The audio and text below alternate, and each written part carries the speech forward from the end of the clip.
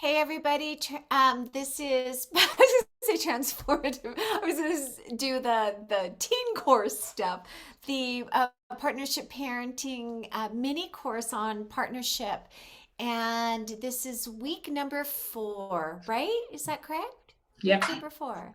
hmm Um, Last week we did a bit of catch up and we did a bit of personal sort of coaching, and it's nice that we had the space and the availability to do that.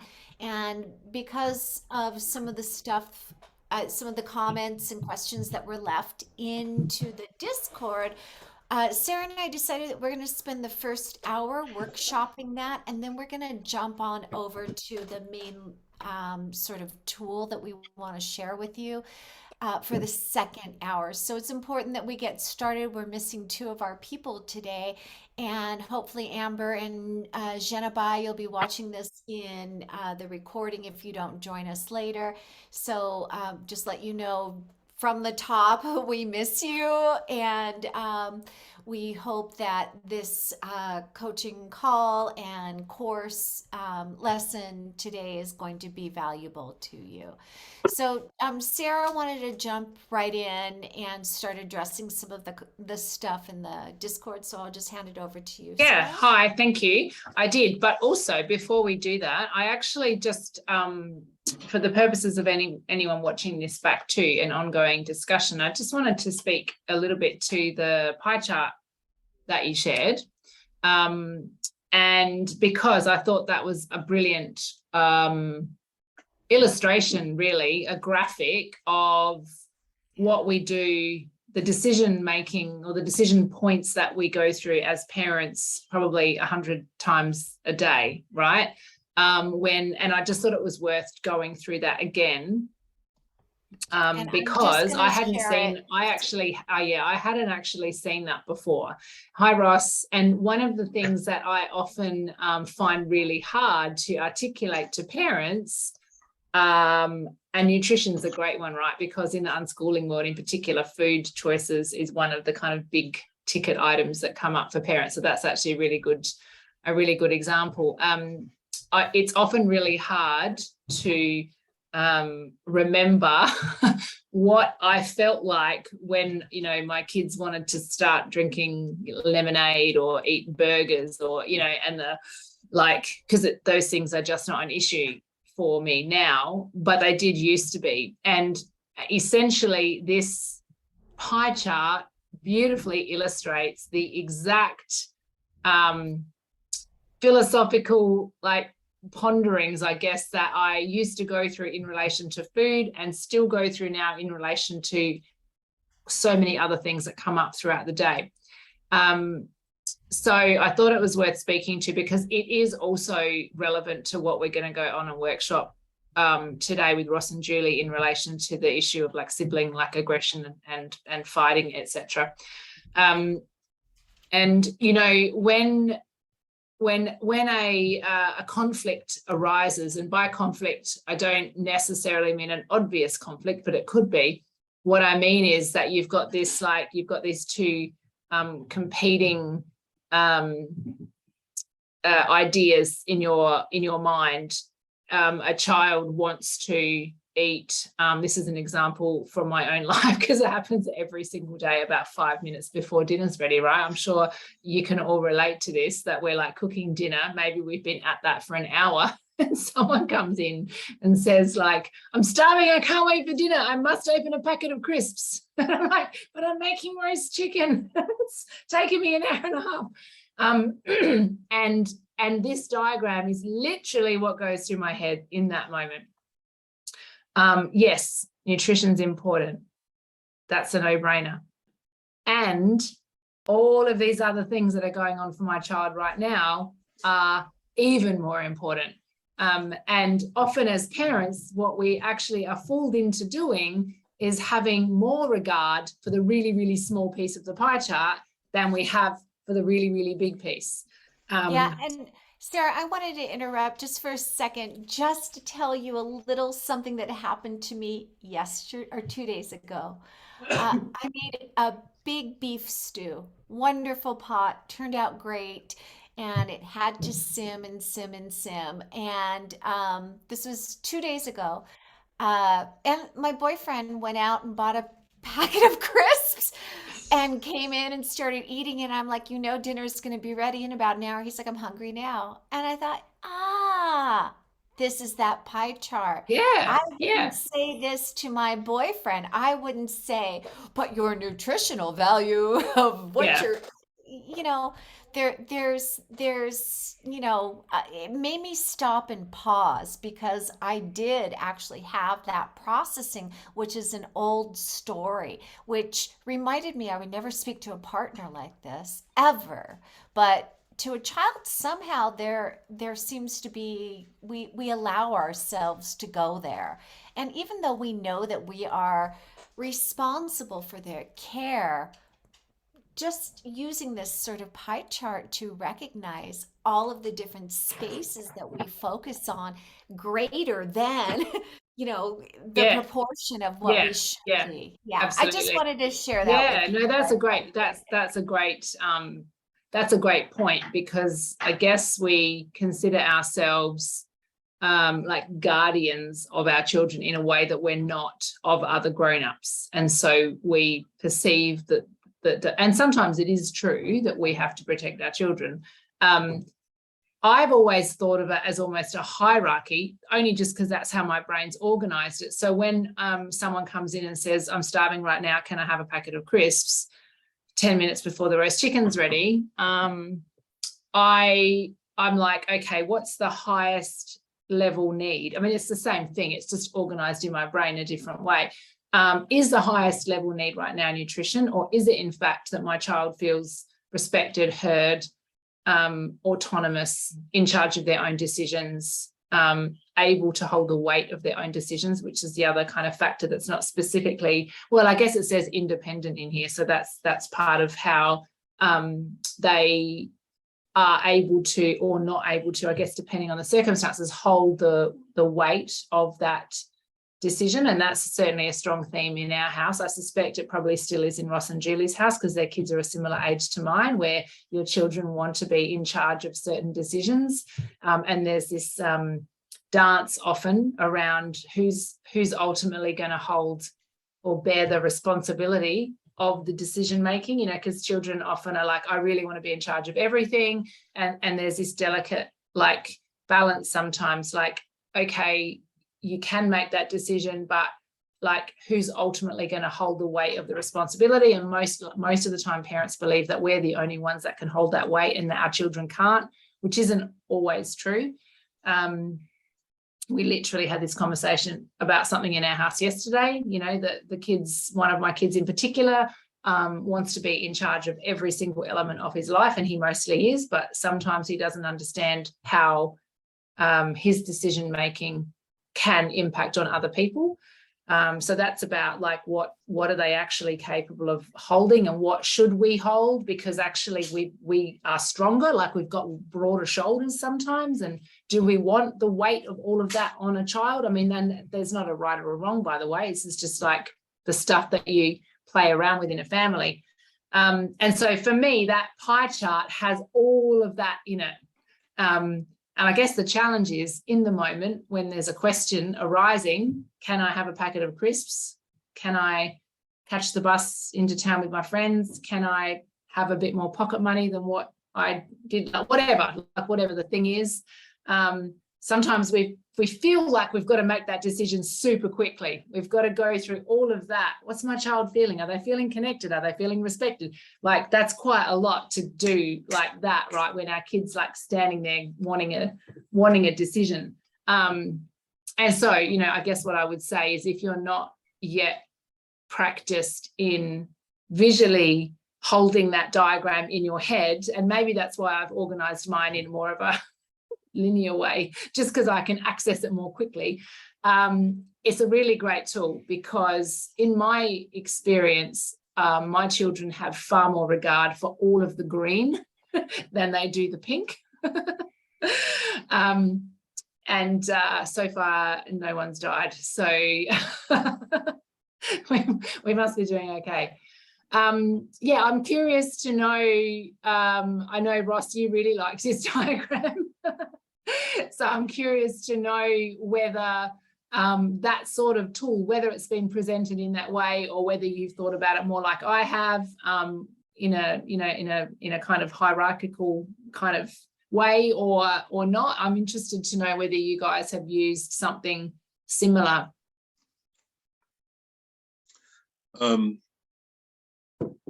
Yeah, I don't know that we've used, I mean, I have thought about that.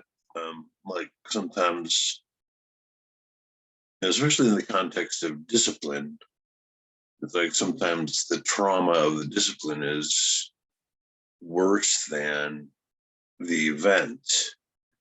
And so maybe we should let it go. And it occurs to me now that the reason people want a packet of crisps 10 minutes before dinner is because dinner's cooking and it smells good. And it's making you hungry. Yeah.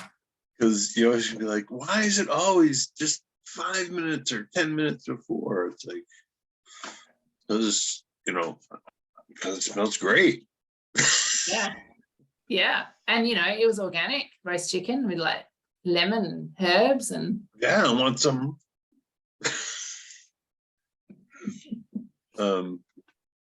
And Amy seems to be leaning toward going vegetarian, so I'm not entirely sure what to do about that. Oh, that's my special subject too. Oh, yeah, good. Because she's like, because she raises chicken, and chicken is like, that's 4 days a week. And so then she like stopped eating chicken, and I'm like, all right, well, I'll try to cook more pork and beef. And now it seems like she's just stopped eating meat, and only will eat starch. Well, she's 10, right? Yeah. So I told her the other day she had to start eating salad. Well, she's carb loading because there's a lot going on when you're 10. So my daughter's 14 and a half, and she became vegetarian probably when she was around that age. It was, in fact, it was around that age. Around the time menstruation started, lots of shifts were happening, and she was basically carb loading for like about 2 or 3 years. And now she's vegan and gluten free. So as of like a few weeks ago, so we have a lot of different meals going on at our house. So we have a lot of fun talking about food, and not infrequently my husband and I do kind of go, yeah.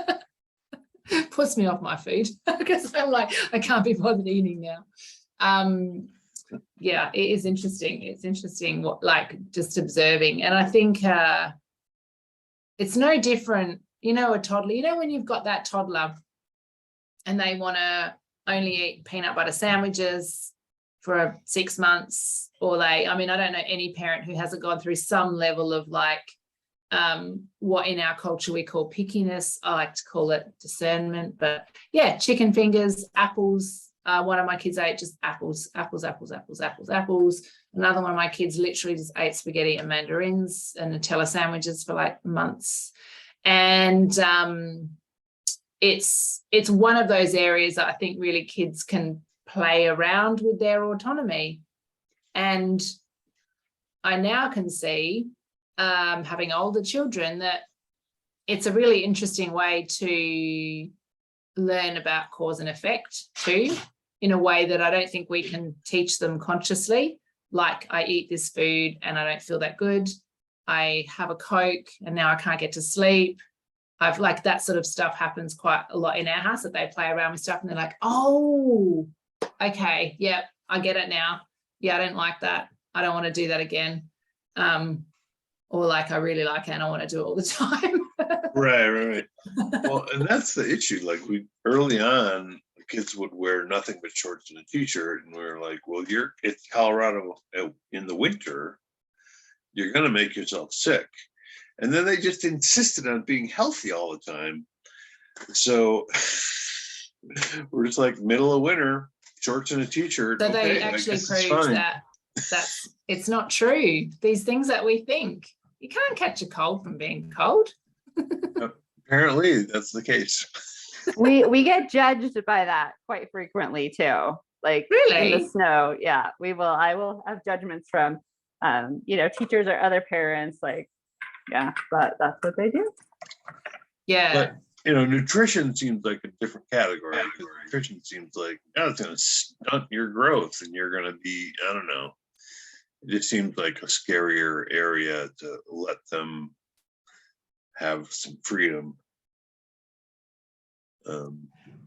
Well, I mean, here's what I've seen about kids and humans. I mean, almost kids are almost just like the purer form of human, because they haven't been sullied yet.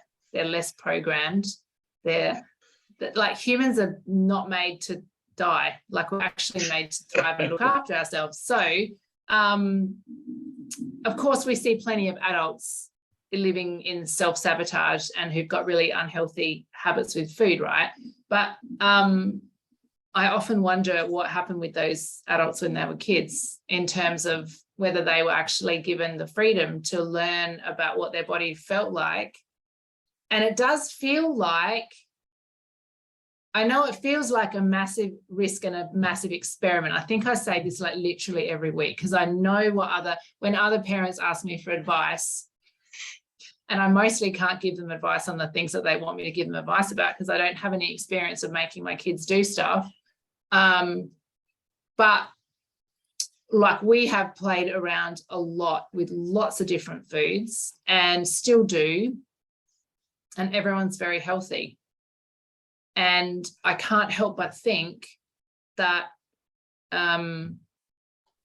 they actually are really tapped into what makes them feel healthy and good, which doesn't mean, by the way, that they won't, or we won't sometimes eat too much of something and go, holy crap, shouldn't have done that, because that does happen too, and they're able to verbalize it. And I really believe that the reason they're able to verbalize it, firstly, is that we don't have any shame around food. So they're not embarrassed if they've overdone something. They're not feeling ashamed and that they have to hide it. So they will say, oh, I shouldn't have done that. Like, I don't want to do that anymore. And they don't beat themselves up, which means that they're not developing these really unhealthy patterns where they constantly self-sabotage, because there's no judgment. Which doesn't mean, by the way, that, like, if Peggy's eating her 65th Oreo, I won't say, hey, do you want me to get you something else? She's never eaten 65, but like, she'll disappear from the kitchen with a packet of Oreos and a glass of milk and like work her way through them. And I might say to her, oh, like, do you want me to get you something else? Like, do you want you want some fruit? Do you want me to make you a sandwich? Do you want me to get you a smoothie? And she might say, no, I'm happy with my Oreos. Or she might say, yeah, actually, I want a banana. But there's no judgment. She's not embarrassed. She's not hiding them. She's not sneaking the food. She's not pretending that she's doing something else. Which, I was just going to say that's really important, because it goes into something that Julie just said, which is she often feels judged by other parents about her children's clothing choice, right? Or it could be food choice, it could be whatever, it doesn't matter. But as a parent, if we are being triggered by being judged and our initial response is wanting to please or not be judged, there's some work that we need to do in there. And we're trying to prevent our children from perpetuating that same pattern of being susceptible to other people's opinions. Other people's opinions are important, and we live in a world, it's a social, environment, and we want to connect with one another. So it's about the balance, but it's also about giving the weight to other people. And Sarah and I both come from a background of people pleasing, because our relationship to judgment and other people's judgment needed to be pulled apart and looked at and healed. And so I just want to kind of put that here and acknowledge, Julie, I heard that you said that, and it's probably the second hour that we're going to go into some of that stuff. Mm-mm. But what we're intentionally doing here is trying to prevent having our kids having to heal the same things that we have to heal. You know, we want to do better by them. We want to create healthy individuals, and we want to break these cycles, right? I mean, that's why we all showed up here today for this work. So I Right, just right. want And to acknowledge that. I can't speak to other subjects that I haven't been victim of that, but certainly in the clothing, I've never really allowed judgment to bother me at all. I'd have to analyze other aspects of my life and parenting and to know about others, but that one I've been good about. One thing I wanted to add that has just been, I don't know if it's permanent, but it's been a positive shift in literally the past 3 days. I'm hoping it's permanent. That Sam felt tired, just so tired. And suddenly he was open to like, oh yeah, I think I will have some eggs for breakfast. Thanks, Mom. I might drink that nutrition shake.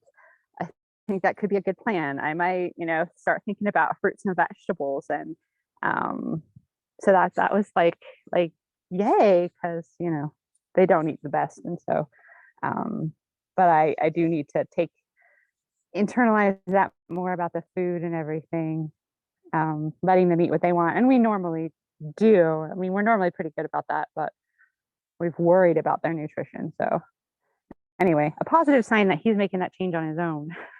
Mm. Yes. Maybe So, permanently. I don't know.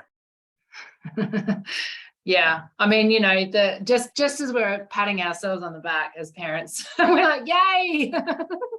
Yeah, I know. Brings us back to earth. But it's so important to, I mean, I don't think Lainey and I like to think of them as wins, because that means that when those things don't happen, we think of the opposite as a loss or a failure, right? But like noticing when things feel like easy, I guess I think of it as like flow and force. Like when things are forceful and in conflict, it doesn't feel good.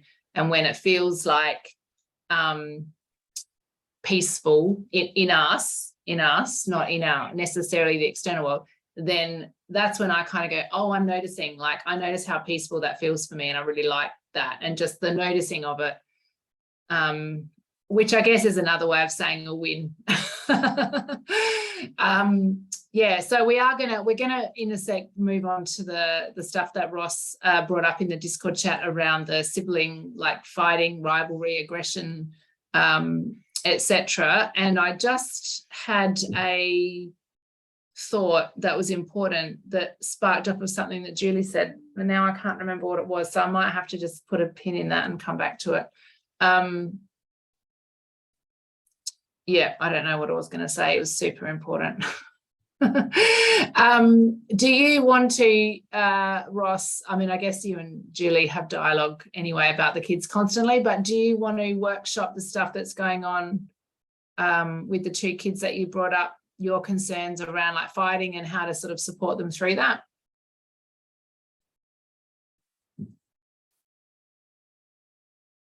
Yes, that'd be great.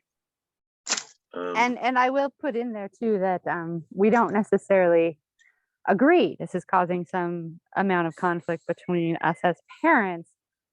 So, working through it. Yeah, I don't know what that says, but that's where we're at. Yeah. Cool. You've got the talking stick, Ross. Oh, I don't know that I have anything to add. Okay, cool. So, put in all right. So then to summarize, your perception or your feeling is that the fighting between the kids, and if I've got this wrong, you can jump in and correct me, but your perception, I think, based on what you said in the Discord chat, was that your son, who's older, naturally stronger, more likely to be able to kind of use brute force, I guess, against the younger 10-year-old female sibling, is something that you don't you know, you don't feel like you can kind of sit on your hands and just watch it play out. You really want some more tools to be able to know how to support them when those things, you know, pop up. Is that right? Yeah, well, that's correct, but Yeah. I'm not that worried about the physical. Okay. But he's a lot more demanding, he's a lot more insulting, he's a lot more intimidating. And I feel like he's spent years cultivating this atmosphere of intimidation. So it's kind of, you know, he doesn't have to be really overt about it anymore. He can just be really subtle and then go, oh, but I didn't do anything. It's like, well, you know what, you're lying on the floor in the middle of the way so that anyone that needs to get by has to step over you, which means you can do something. And in the past, you have done something. So, you know, you've set up in an environment of an intimidating environment. And then plead, oh, but I'm not doing anything. It's like, don't give me that crap. Spend a couple years not doing anything, and then we'll talk again. Okay. Yeah, there's a lot. Yeah, there's a lot there to unpack. Are you in this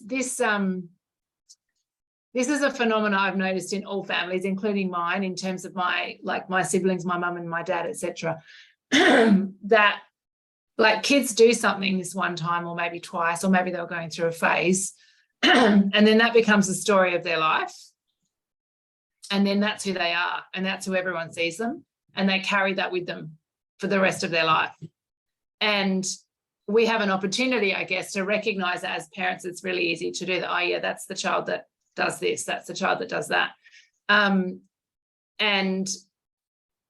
they then literally can become that child or that adult, because those stories are like heavy, because then everyone believes them, and then it gets repeated because you have that belief now. And, you know, we've already talked about the fact that we want to continue believing what we believe because that's safe. So we continue bringing in the proof, like, you know, he's lying on the floor. I'm assuming you're talking about maybe like he's lying on the floor of the lounge watching telly right in the way and no one can get past that type of thing just because he can. Is that what you mean? Like he's just kind of taking up space, or that's your perception? No, it's more situational than that. It's not just like, haha, I'm king of the castle. It's more like, you know, you have to get out of the bathroom right now, and she doesn't do it. So then he lies on the floor in front of the bathroom, so that when she does come out of the bathroom, he can, you know, reprimand her. Or, you know, just last night, he was like, you know, we came home, she was just bone dog tired, and we walked in the door and she's telling us about the movie, and he's just like right on her, just aggressively telling her that the bad guy in the movie had the right idea, and she was wrong about the bad guy. And it's like, what the hell? You know, so I don't feel like I'm just like looking for proof. I feel like he's providing proof constantly. And then he's like, I don't know, I like left for 2 minutes. When I came back, she was crying, and he's like shaking this box that's making noise, and she's like saying, stop it. And he's like, I have every right to shake this box. It's like, you know, screw you. Yeah, you have a right to shake that box, but it's also someone, you know, it's like a 10-year-old who's dog tired, and you can make her cry. What the hell is that? So I don't think I'm like, I don't feel like I'm prejudging him. I feel like, you know, he's providing evidence. He's not You know, I'm not like just saying, I don't know.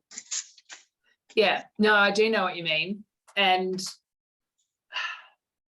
I mean, he's hilarious. He's like, he's a great kid. yeah, But if he's bored and she's there, if she's not there, he won't like do that to us. So I don't know. yeah. So your feeling and the way you've described it is there's a little bit of maybe a bit of a power thing going on. Like she's younger, he's older. He wouldn't do it to you because of that dynamic's different. Maybe you've got an ability to kind of stand in your own authority in a different way to what she does. And she's like, fair game. That's kind of how I'm hearing. Yeah. I mean, I still believe that I'm like, when I say that you're pulling in evidence to confirm what you already believed, that doesn't mean, of course, that you're making it up. But what I mean is that you're seeing those things and you are storing them in your like bank of like, because I bet you've got like 50 examples, as we all do. Like when someone in our family or friendship group or whatever just annoys the shit out of us all the time and we choose to continue holding on to that, like we've got those stories. I've got so many stories of my husband leaving his undies on the bench in the kitchen and not putting them in the wash because it gives me the shits. Like I can like, I'll tell him, but like I will be able to recall all of the times that happened because I've decided that I need a catalogue of those stories because you never know when you might need them, this catalogue of like proof. So that doesn't mean that those things didn't happen, but there is a shift available to you if you want to let go of those stories or you want to let go of collecting proof. And what I have seen happen, and it's happened in my family and it's happened in other people's families, is if you choose to make the shift and your feeling or your energy about those incidences, which may still happen, by the way, can be different, you will be able to support them through that in a non-judgmental way. Yeah, no, that sounds great. I would love for that to happen. Yeah. So I think it's worth breaking it down because right now when you're talking about him, you've got all the stuff going on. Like you've mentioned, I think the lying and now the sort of the goading his sister for fun type thing. So clearly there's a lot of stories, but like let's just pick one. And maybe it's was last night, last night lying in front of the toilet. Like, is that the most recent kind of one that you can think of? Yeah, and I was in the toilet last night. It was just in the living room. It's just okay. Telling her she's wrong about the movie. And, yeah. You know. Yeah. And he was right, and she's just stupid for thinking that. I don't know. It's just like you don't need to pick that fight. Especially when people are exhausted. They just walk in and they're like, ugh. So that the energy of that, like that's fairly common. Like she's minding her own business, whatever. He comes in with some way of like irritating her with these overtones of aggression. Presumably he gets some kind of reaction from you, from her. What happens then? Like how would you typically react in that? Well, typically I ask him to stop, and she asks him to stop, and he doesn't stop or says, I have every right to do thus and so, or he'll say, but she does it too, which is, obviously true, but to a incredibly lesser extent, right? Because she did it once back in the 70s, and he's used that as justification for the last 10 years of behavior.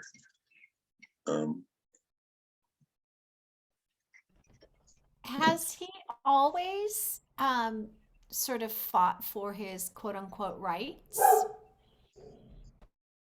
Yeah. Yeah, and that's and he's and yeah. And I feel like he's won his rights a lot more than was deserved. He didn't have a right to it, but he fought so hard and people gave in. And so I feel like it's learned behavior. But it keeps reinforcing. Do you have a sort of foundational belief that your son is bad? No, not at all. Okay. Okay. I mean, some people do, right? No. So He's a great thank you kid. for responding in that way. Okay. And yeah, he's hilarious. He's fun to be around. He's, he just, I don't know what it is. There was a really good book that I read just about a month ago called The Explosive Child, and this is not your child, but it was talking about the parent's role helping the child, whatever age, through teens, through early adulthood, articulate and figure out the need that is not getting met. Because the reaction that they're getting from you might be part of the need that they're feeling that they're not getting, or from their sister, right? So helping them become a detective of sorts, a detective to try and go in, and that takes a lot of sitting without judgment. We talked last week about the listening. What did you call Yeah. that, Sarah? Stay So listening. stay Do you listening. know what? This is the article that I attached. I don't know whether you had a chance to read it, but it probably used toddlers and young children as the example. So it's possible that you read it and kind of went, "Oh, that's not going to apply to me." But it is really about holding space for big emotions in non-judgment. And one of the things, I mean, it sounds like he's doing in our family, we sort of call it leaking. And it's like where there's this tension held in the body that's trying to get out. And if there's no regular practice of being able to get that out, then you don't know how to get that out, and it just stays in there, but it wants to get out. So it's just going to keep on popping out in mostly in annoying and inappropriate ways. It could be like a 3 or 4 year old is just walking around kind of whinging, whimpering, just being kind of slightly grating with rather than actually just having a big cry. But then by the time they become a teenager, if they haven't got this practice of being allowed to express emotions, not that you would have necessarily consciously stopped it, but it's probably not super normal for a 14-year-old boy to actually know that it's okay to express emotions. It's just this societal expectation, I guess. So it sounds to me like he's got this stuff that needs to come out in a big way, but he doesn't know how to get it out. So he's just being really freaking annoying, because it's rewarding his behavior in a way. That's I'm not a term I really like to use, but he's getting something out of it. He's getting this validation out of it. But I think I'm wondering if what he wants to do is actually express some really big stuff, maybe in a really loud, messy way, and maybe he's not sure how to do that. And I'm wondering whether, when he's not feeling like he wants to irritate, because that's not really a time when you're going to be able to have a conversation with him, but are you ever able to have a conversation with him about this stuff when everything's cool? And it also sounds like there is maybe some battle for agency, right? Because if you said that he's fought for rights for a long time, his own personal rights to do stuff, he may not truly feel his own agency. He may not feel, and it may or may not be true, but that's how he's feeling. Yeah. So there's a need there that's not being met, Well, and just yeah. helping. And he's expressed repeatedly that and more as time goes on, that he feels like Amy's the favorite and that we always take Amy's side. And I've expressed repeatedly that he's picking on Amy. And it's not that Amy's the favorite, it's that he's picking on her. But still not addressing that he just spoke the words that he feels like he's the least favorite. Yeah, I get that. I don't know what to do about it. I don't know how to like reassure him that. Well, it's not always what you do. I'm sorry, my dogs are going crazy, which is why I keep going mute.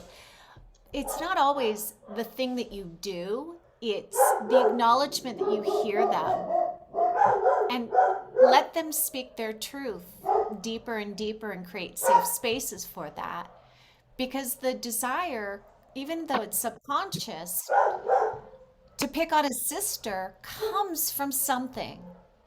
It comes from needing power. It comes from not feeling heard. It comes from feeling like he's not the favorite. It comes from anger. It comes from a sense of not feeling the worthiness. And as a teen in his adolescence, these things are going to be amplified just because he's in that Right. developmental stage.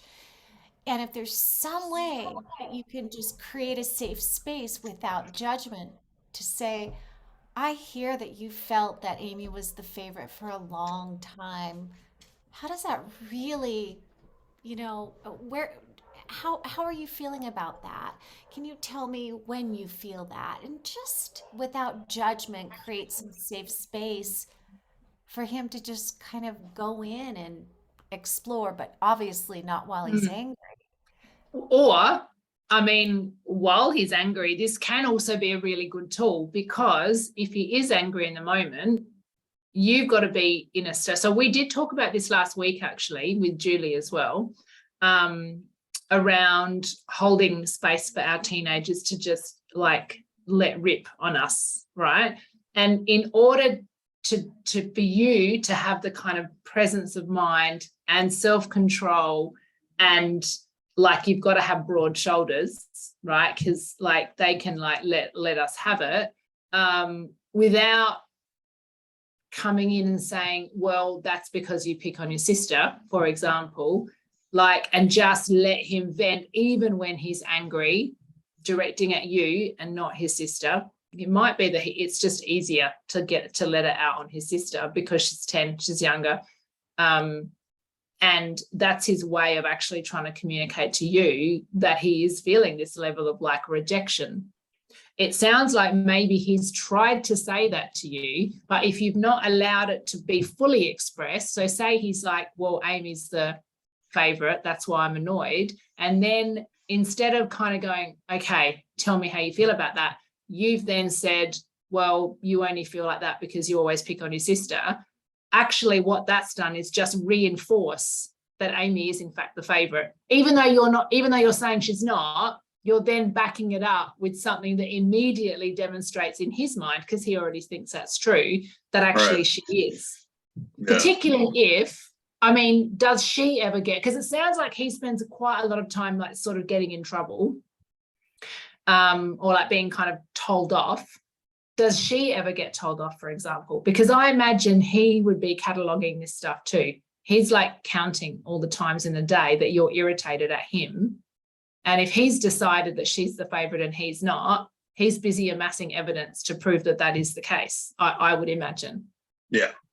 Yeah. So if he's observing that she's not getting told off and he's always getting told off, that's kind of just proving that she is the favorite. Of course, we know she's not the favorite. We're parents. We know it's not possible to have favorites, but like, but kids don't know that. They genuinely believe that the kid who's not getting told off, the kid that just goes along with things, right? Because the other dynamic that can happen in families, we have a child like this. My husband is a child like this.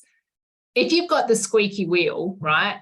You've got a squeaky wheel constantly. Sometimes the other sibling just goes, it's going to go under the radar, just going to fly under the radar, which can be about mum and dad have got their hands full with the other sibling over here.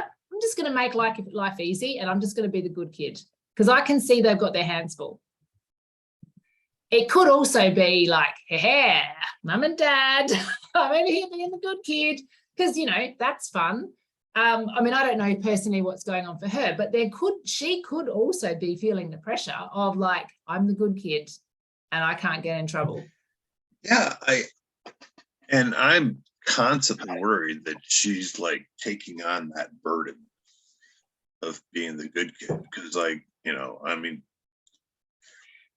she's 10. She's allowed to have a temper tantrum. She seldom does, and he is like this master of whatever he did wrong, it's Amy's fault because she did something that I didn't notice. Like, oh, you didn't see her like punch me in the face, and that's, you know, or, you know, whatever it is, never that blatant. But I mean, that could be true, but that could also be true. It's like, you know, oh, you didn't see her do thus and so. And it's like, yeah, you're right. I didn't see that. Ross, is your 14-year-old son also allowed to have a temper tantrum? Yeah. Okay. Yeah, no, that's, I mean, he's allowed, but he's not allowed to have it at her. He can have it at me. And it's up to Julie whether he can have it at Julie, but he can't have it at her. Especially if you know, like this happened last week. He asked if he could use the iPad, and Amy was in the middle of something, so Amy said no. And then Amy said no for no reason. The reason's not good enough. Therefore, I'm going to harass her for half an hour now until she agrees. And I'm just like, no, she said no. It's like, he's like, I was like, you have to be polite. He's like, I was polite the first time, which is not true, but it doesn't matter. It's like, even if he was polite, she said no. There, we're done. But he's like, no, you don't have a reason. You're not, it's not good. And then if you do have a reason, it's not good enough. And and then it turned into half an hour of just poison. And so, yeah, I have no problem with him having a temper tantrum, but not at her. Because she didn't do anything. Okay. So what, in that situation, what would you, I mean, I think it's fair and reasonable for her to not have to choose to hold space for her brother's temper tantrum. That's true. I think that's reasonable. But they're like, I'm just kind of putting myself in his head, because based on history, he has this belief that his life's not fair. It sounds like he has this belief that he's not treated fairly. And I mean, he may not even remember the the source of that. But like, there's a 4-year difference between them. I remember what it's like when you have a baby and you've already got a kid, and the older one naturally has to wait. And he had 4 years of, they're 4 years apart, right? So he had 4 years of being the only child. Like, that's a fairly long time to probably get quite used to being like the one and Right. only priority. I imagine when the baby was born, he probably had to do a lot of waiting. Like, she needs feeding, she needs to go to sleep. We can't do that now because I've got to do this with the baby. Like, that stuff, it doesn't seem like a big deal to us, and it's fair and reasonable. We think that the 4-year-old has to wait because the baby has these immediate needs that perhaps in our hierarchy kind of have to be met first. But it could well be, I'm curious about whether you've had conversations with him about this and whether you'd be willing to, because he might well have been collecting evidence since he was 4 years old that he's second to his little sister. And that isn't necessarily the absolute truth, but that could well be like his truth. Yeah. And so every time he asks for something and she says no, and you back her up, even though, I mean, you're describing the situation, I get it. I can imagine what's happened, and probably he was being a bit of an ass, but it doesn't matter because it's just reinforcing how you then respond to that, just reinforces the story, which is, it's for him, it's not fair. He's never going to be good enough. He always does the wrong thing. He always gets in trouble. His sister gets everything, whatever the stories are in his mind. Right. And like that's 10 years. He's had like 10 years maybe of like gathering evidence basically against you. Because I think it seems like now you're at this point where you're at loggerheads quite a lot. If this stuff's daily, I guess, and maybe the fact that you've raised like quite a lot of these things about him and really nothing about Amy, the balance for him in his mind really might be, oh my God, I can't do anything right.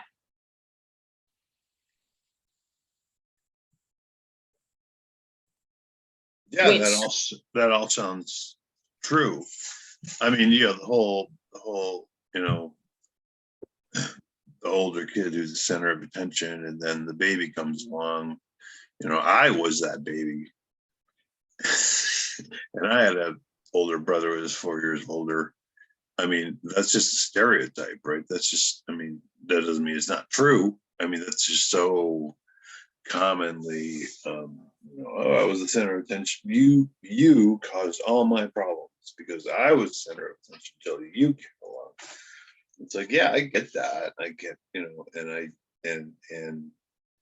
but so the question is, how do you how do you teach that that's not the case? Especially, I mean, when he was 4, we made very conscious efforts to make sure that wasn't the case. And, and we still do. But, on the other hand, if he's going to start attacking you, then, we can't let that lie either. You said he's attacking you or attacking Amy? If he's attacking her. Oh, yeah. No, he can attack me till the cows come home. I will handle it better. Or no, he doesn't. He doesn't. So yeah, so that's sort of. But and I don't, and on the occasions that he does, I don't necessarily handle it with a great deal of grace. But certainly, I handle it better than when he attacks her.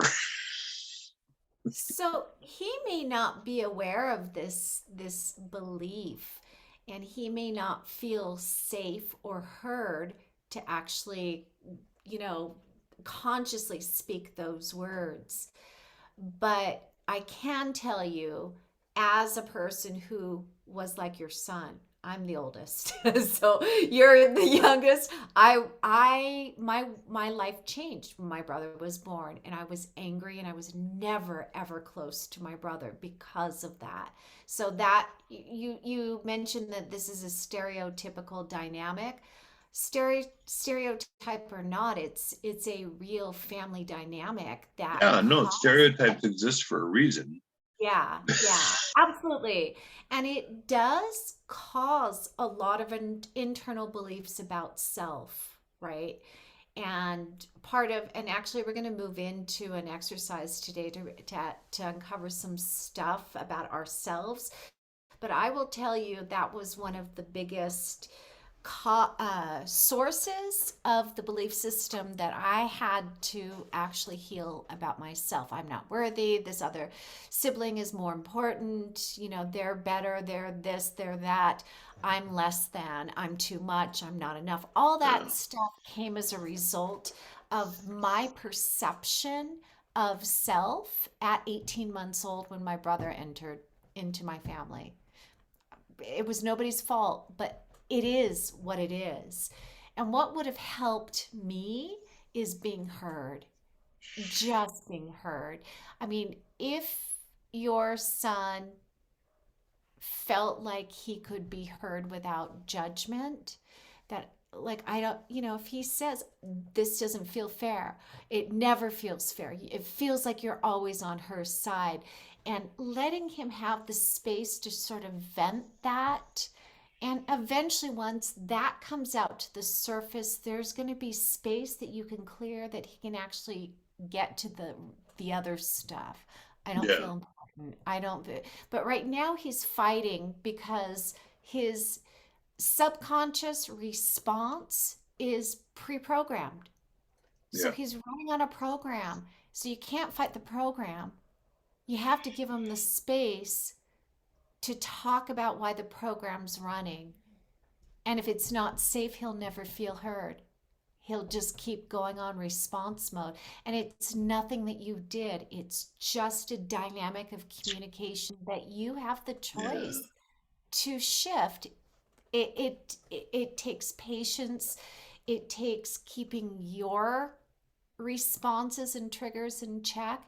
And even you could say as much as, your face turns blue. I don't have a favorite. I love you. I love you. I love you. But if he doesn't believe those words, those programs are still going to be playing. Yeah. And the only way that he can come to terms with those programs is by being heard. And so creating the safe space to be heard has got to be, that's the first step for you guys. And as an adolescent, he may not even want you to be the person who hears him at this point, because if he doesn't feel like it's safe. But what, Yeah. does this make sense to you? Does it resonate? It does make sense, and I try to listen, and I actually have a long history of having a very good reputation as a listener. Where I get confused is when people say, "Unless you act, I don't feel heard." Okay. So are you meaning that he wants to tell you how he's feeling, but he has an expectation that you're going to do something different as a result of what he says? Yeah. Okay. Yeah, I think you've mentioned this before. And I think,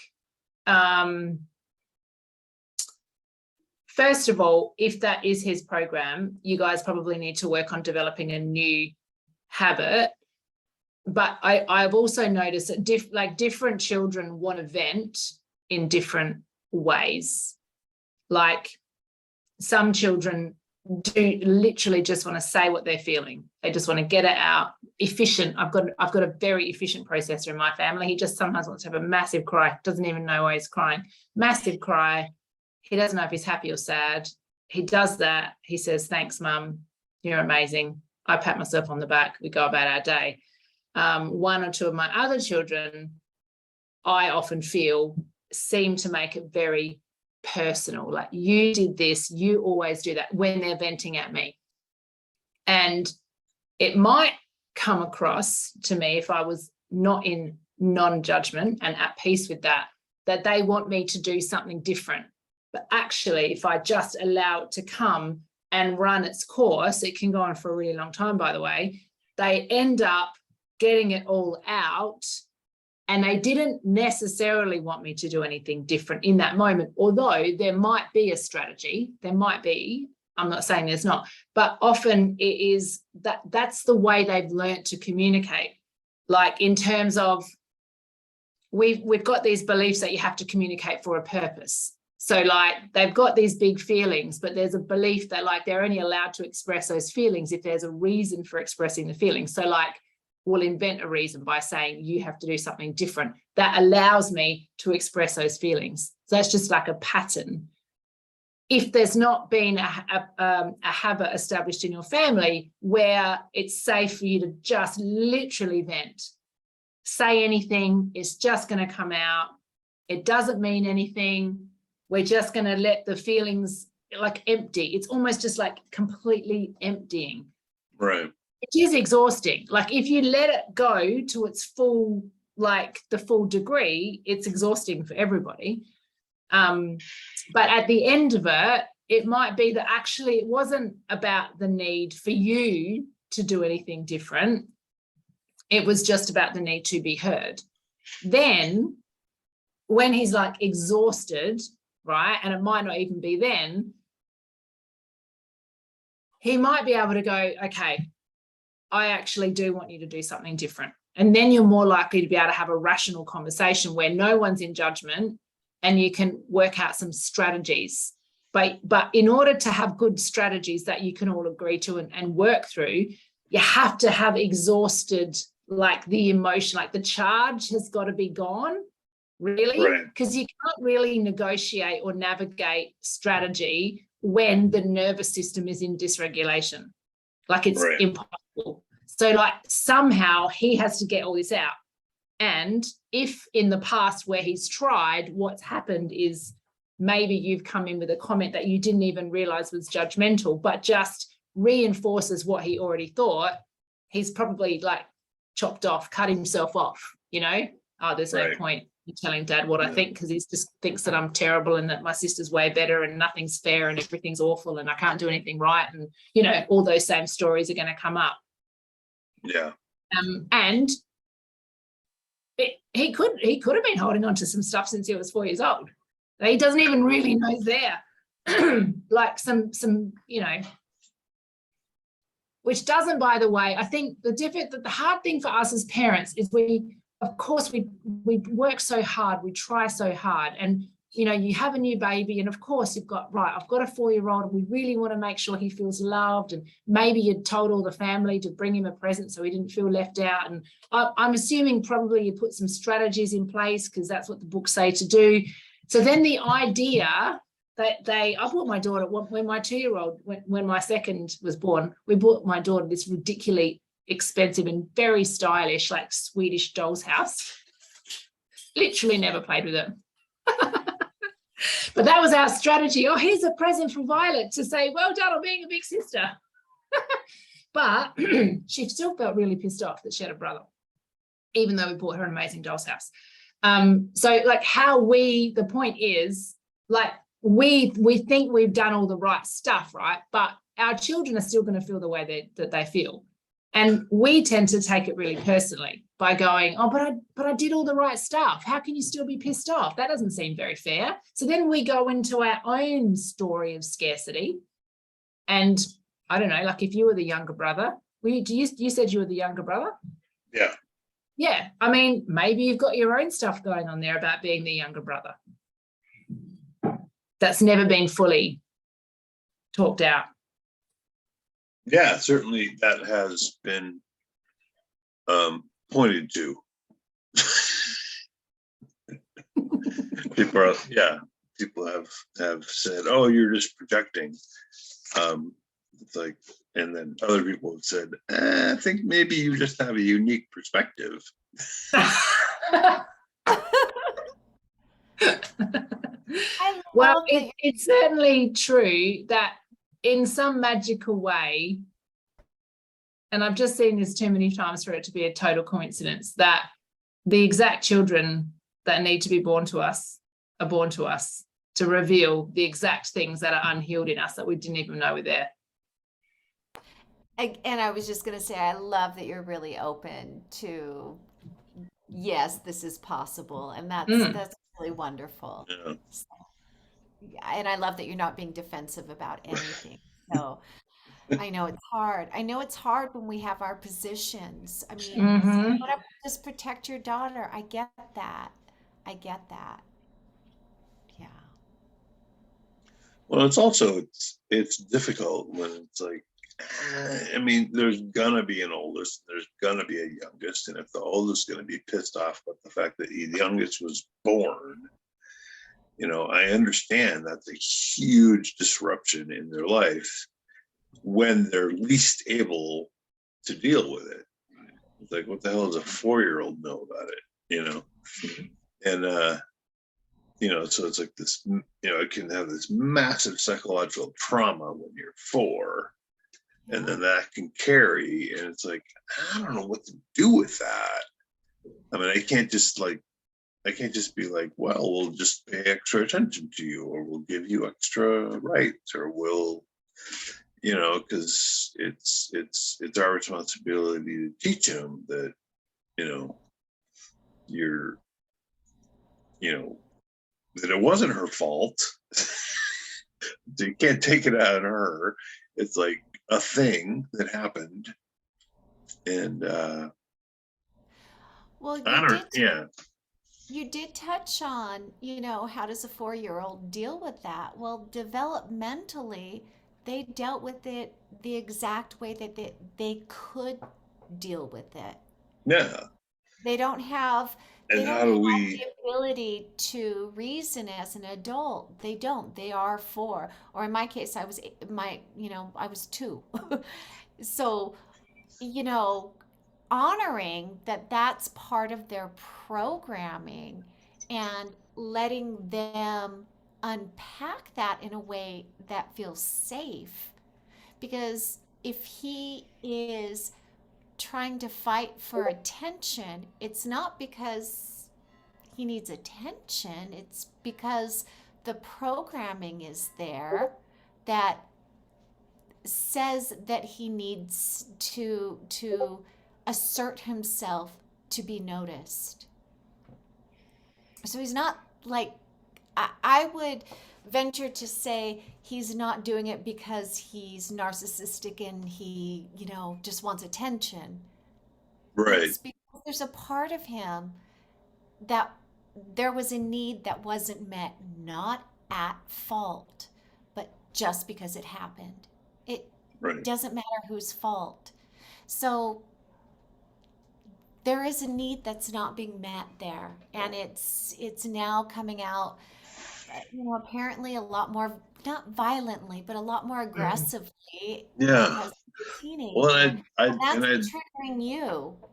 yeah, I would love to meet that need. If I could I mean, figure it's a it need out. for connection. It's a need for connection. And of exactly course, right. children are not like they're clumsy in the way they ask for this stuff. It'd be super convenient for them to go, oh, it's Tuesday at 10 o'clock. It's time for our connection session. Thanks, Dad. But that's not like, and also he's 14 and he's probably like, oh my God, I don't want to like have connection from my dad. Gross. But like, is there a way that, and this might sound a little bit like formulaic, but it can work, where you actually do set time aside to hang out? Like, is there fun stuff that you like doing together, for example? I have feet. Yeah. Yeah, That was my 12-year-old seeking connection by asking me if I have feet. I love that. The family joke. But like, if you've got some, I mean, we're probably gonna do this maybe on our last session, but Lainey and I do lots of work around values. Stories in your family, like in jokes, movies that you guys watch together, funny things, photos. I mean, like, what are the things that you guys do that you love doing together? Maybe no one outside of your family knows about them. Things that you guys just laugh at, like, do you have any little jokes? And when someone says it, you kind of just look at each other and smile, and nobody else outside of your family would even know what you're talking Right. about. Like a series that you love watching together, a book that you've both read, like have you got any of that stuff, which kind of becomes like family ritual.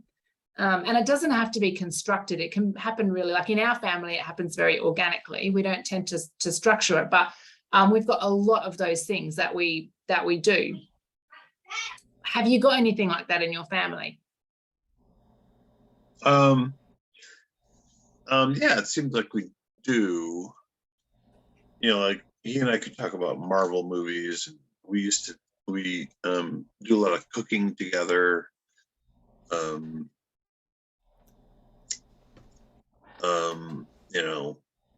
We've all read The Hitchhiker's Guide. I love And I that. actually- My son and I did that too. I just got the 6th book, so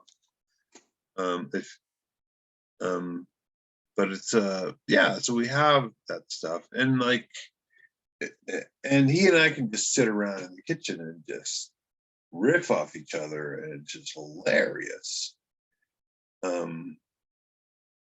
But it doesn't, I mean, it happens less and less. And I was going to say, how often does that happen? And do you make time or prioritize that? Because he may be needing that more and more now that he's moving into his adolescence Yeah. and doesn't know how to ask for it. yeah, I think I mean- they do need it more. I think they almost become like toddlers again in some way, where yeah, they You start to do? move. Yeah, they start, but like not in a juvenile. Like they start to move away. They move away. They're with their friends more. They're in pursuit of their own hobbies and passions, and then they do seek to come back and like just touch base, reconnect. But they do that in ways that maybe we've not caught up with yet. Like, oh, hey, Dad, do you want to watch this thing with me? Or like, oh, what do you think of such and such? And if you're not paying attention, because we're busy and maybe they're starting to speak a different language that we don't quite get or whatever, like you can miss those little overtures where he's actually wanting connection. yeah. I mean, I do a lot. I mean, I ask them both a lot if they want to do, projects or cooking or, like we have we need a front hall bench, and I was going to try and get him to help build it, but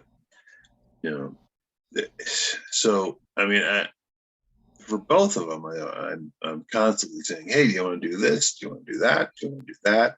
And sometimes I get, no, I don't want to do that. Sometimes I get, yeah, I could do that. But then when it comes down to it, it's like, oh, but not right now. Yeah, not right now. Yeah, so it's kind of Right now. like, Yeah. I try to present, and maybe I should be more insistent, like, no, right now. But then it turns into like, you're making me do it. And so I try to just throw the invitation out there and like keep it out there. And maybe I'm not coming up with the right invitations. I have the same problem with Amy. I was like, I got her interested in painting rocks like a month ago, but since then she's just like, yeah, later. So it's kind of like, So that deals with our expectations. So we have to let those things go because maybe 1 month of rock painting is enough. yeah, And no, and we that's have to be so, okay with no's. Like, Yeah. no, I don't want to do that. If we're going to ask them, and you will get the yes, but don't stop asking. Don't stop asking. yeah, no, I'm not. I'm constantly asking, but Nice. Good. it's Sarah, should we move into, before we run out of time, move into Yeah. the last? Yeah, we should. I was just, I'm just going to put it out there. Maybe try this week, because I sense that just based on what you've said about his personality, I imagine that if you said, hey, let's make some time to sit down and talk about how you feel about, you know, whatever, he's going to be like, hell no. But could you talk to him about maybe like, hey, on Tuesday, do you want to go and do such and such, and like try to pin him down for a time, or even ask him if he wants to do something, and maybe try and make a regular, just for a bit, make like a regular thing that you guys do together, if he would be open to that. Yeah, we could figure out Just on his own. a regular outing to go to that actually is scheduled might be. Yeah. Or the Might be a Thursday good night thing. movies. You know, we've got our Yeah. Thursday night date or whatever night, whatever. Yeah. We're gonna go I don't. see. Julie's doing like a regular movie night, and Okay, I whatever. I can't Right. because it's awful. The movie's awful. The company's No, awful. the company is awful because it's just. I Well, mean, it so just. I feel like it just turns into a big fight every time. You know, because we're having movie night, but we got to do this first, and then people are impatient, and then people are like, "Well, when are we going to have the movie?" And we don't start the movie till late, and then that means we don't get done with the movie till late, and then after the movie's over, it's no longer entertaining. So now I'm going to pick on my sister, and it's just like the whole circumstances around the movie just turn into this big, broiling, seething awfulness. So I'm hands off the movie night. But yeah, okay. I didn't know that. no, That it's a was good idea. It just your doesn't work. family. It doesn't work for me. Okay, I've got some thoughts about that too, which I might pop in our Discord chat after, because we've got something we want to talk you guys through, which I think will be helpful. But I have got some ideas and some thoughts about the movie night thing as well, which I will type down for you to read later. Yeah, Very because good. that's So, and I that's just want to interesting. say that I learned so much from Sarah because I raised an only child, and that really is my specialty. But I was raised with a sibling. But I just so appreciate your perspective on being a mom or being a parent to somebody with siblings. So thank you, Sarah, and also That's what I'm gonna share some stuff specific to yeah. the dynamic of siblings and what that brings up for a lot of parents. Yeah, that's what I'm going to touch on. But I do want to make sure, Ross, thank you for bringing it's been a really rich conversation. Yeah, And thank thank you for you. letting us facilitate that for you. All right.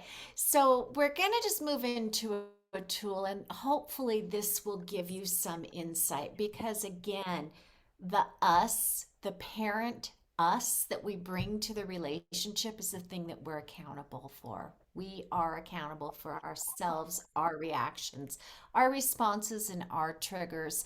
Our triggers give us a clue to the spaces that are not healed within inside of us.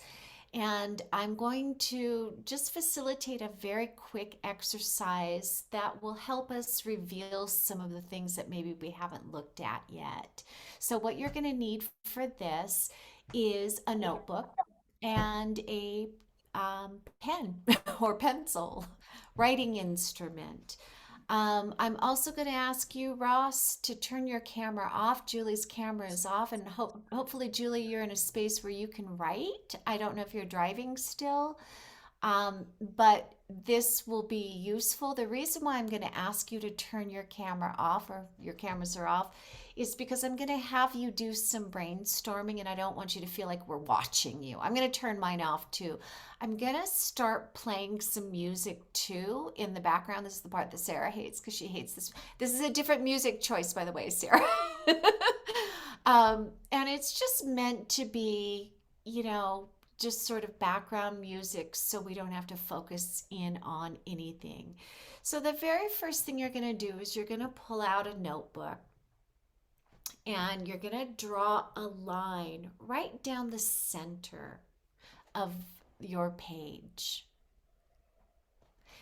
And before we put any words onto this, please find a space where you're feeling comfortable, because this is an invitation to go in and do some self-inquiry.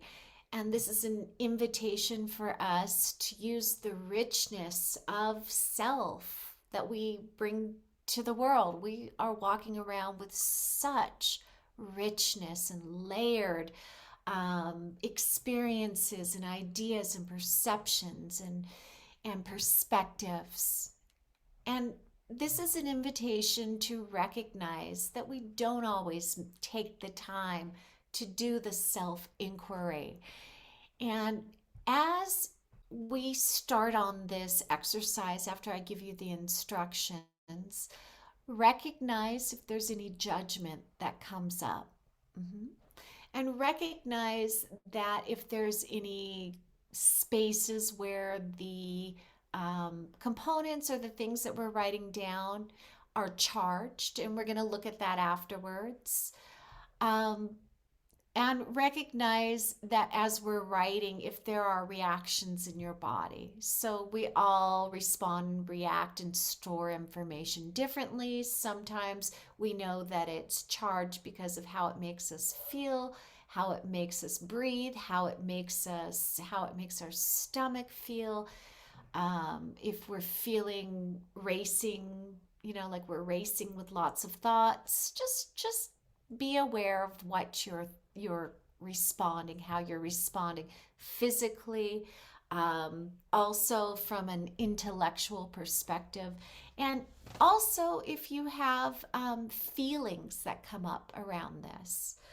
So the two columns, on the very, very top of the left-hand column, you're going to write mom or mother figure. Some of us were raised by a grandparent, so it doesn't matter who this person is. It's whoever played the role of the maternal figure in your upbringing,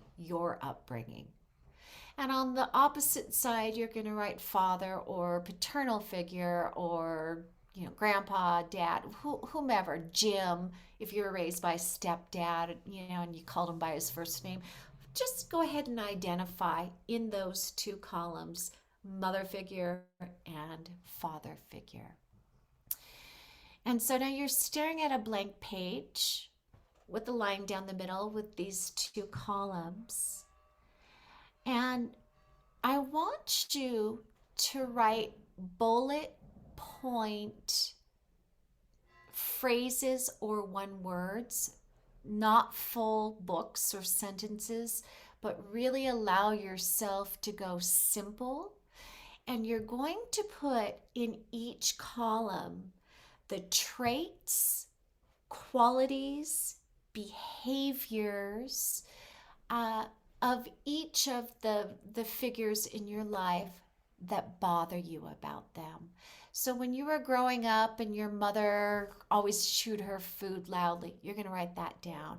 Or she was judgy, or she was angry, or she yelled, or she was controlling. Your father never paid attention. Whatever the thing was, the behaviors, traits, habits of your maternal and paternal figures that bother you, that get on your nerves, that trigger you, that just get under your skin, those things that you despise about those figures. And I'm going to go ahead and turn my camera off and turn some music on. And go ahead and spend at least 5 minutes. I want at least 10 bullet points on each side. Go big, go little, okay? So make sure that you are completely honest and don't judge, and just commit to those things on paper.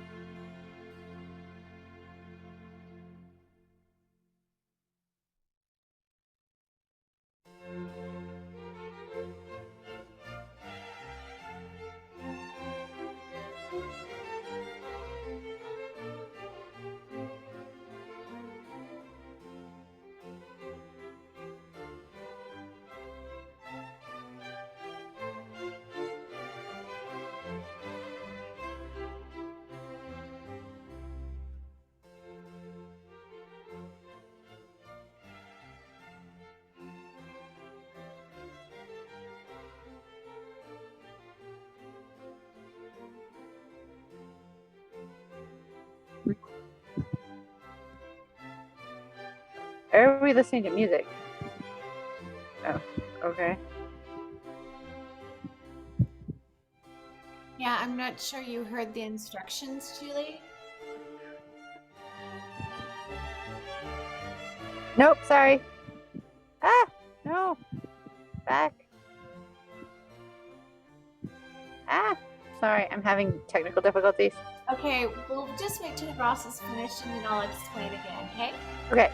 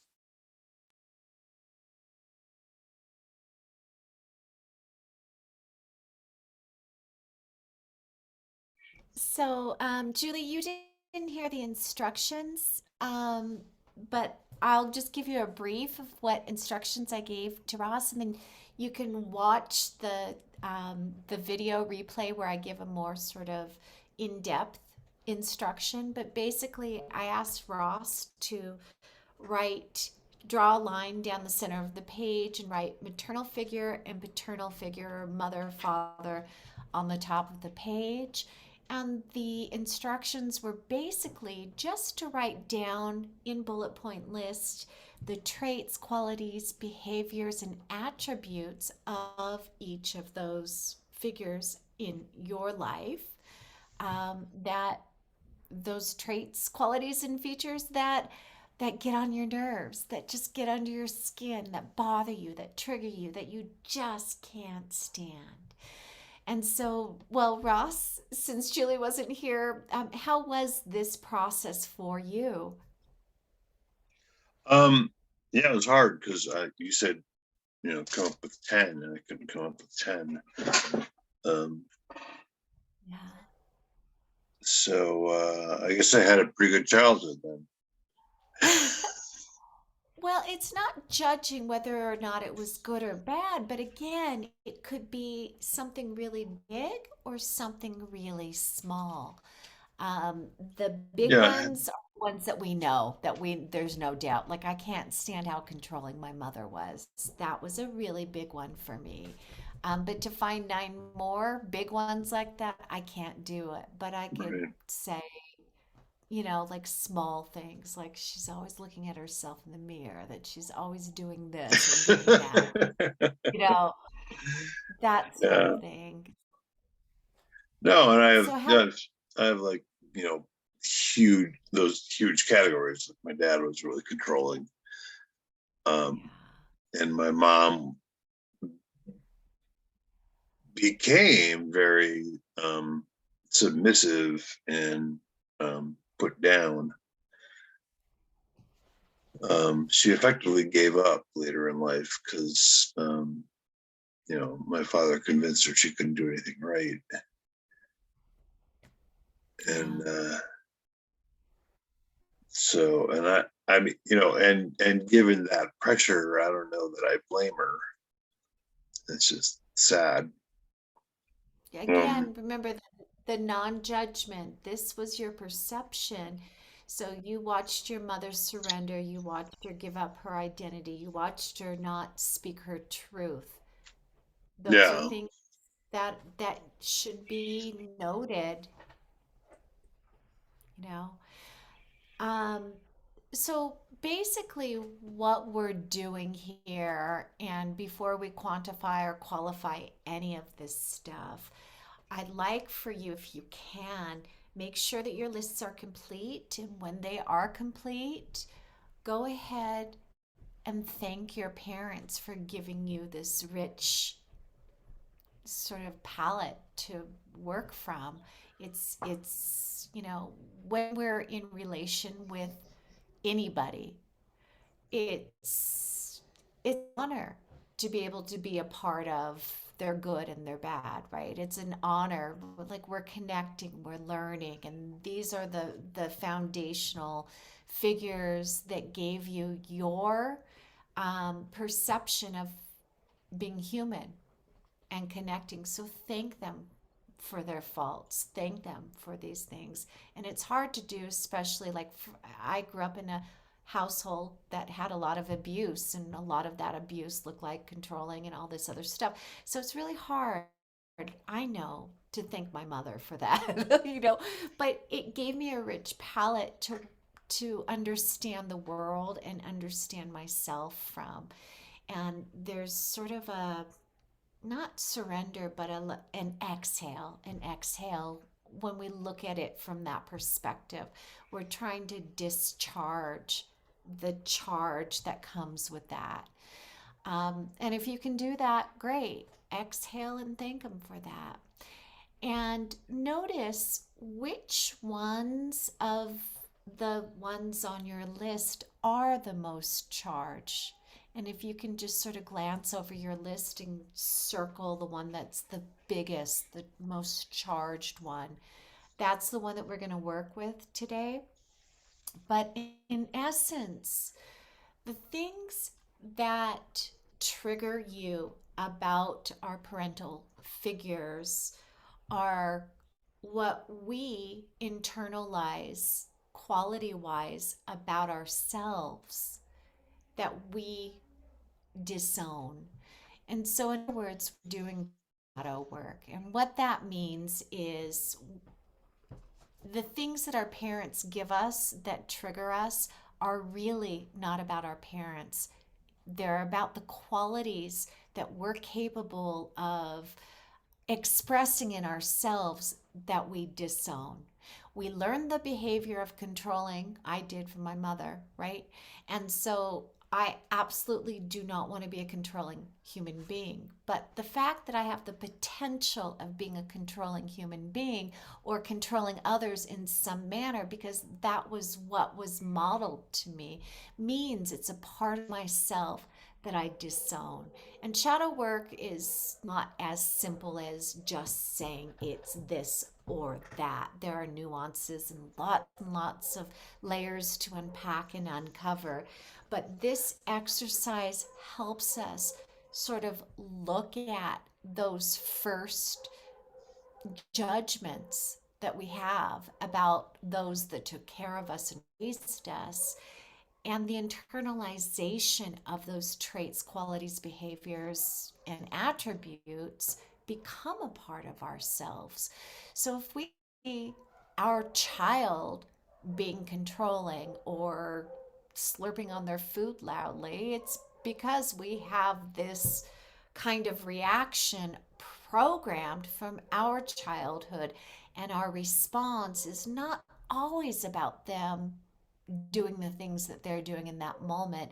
It triggers all of the old unresolved emotions that we have from our childhood. And so it's like this layered event. So your child is representing the very thing that you have disowned about yourself. And understanding that as humans, we process these things not in a linear way. It's complex, it's layered, it's nuanced. This kind of work helps us get to what is the us that we bring to the relationship, right? And by understanding the us that we bring to the relationship, we can choose to recognize, pull apart, work on the stuff that's there that we've disowned about ourselves and stop the patterns, right? This is kind of at the foundation of changing generational patterns. The problem is with the stuff that we've disowned about ourselves that our parents gave us. And I'll give you an example. My father was kind of a shyster, and I've told this story before. Do you know that word? I know it's a Jewish word, but I use the word. There's no other way of describing it. It's sort of like, I'm Jewish.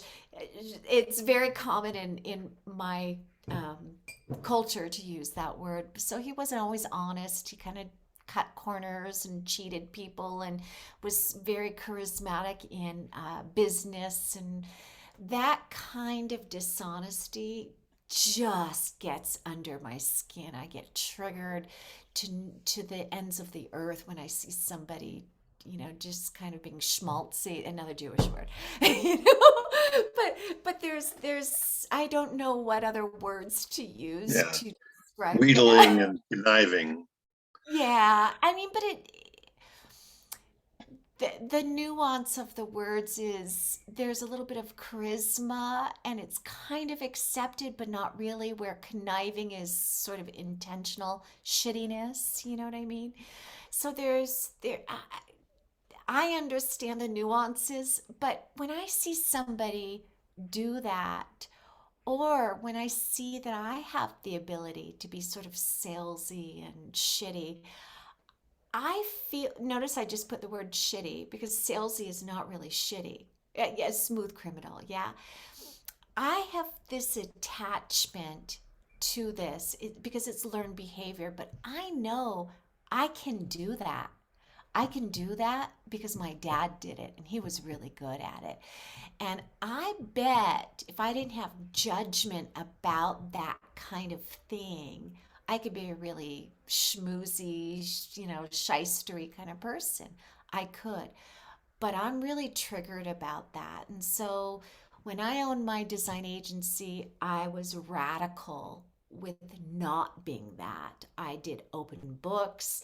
We did budget discussions constantly, like from the receptionist on down to, my designers and programmers. Everybody knew what everybody made, but like we had such transparency that it took a lot of time, but I was really adamant. I wanted people to know I was fair. I wanted people to know how incredibly transparent and fair I was because that was a reaction from my shadow that I internalized that was really about my father, right? So are you following sort of Yeah, the yeah. whole shadow No, thing? I'm Okay. So totally, you're on board.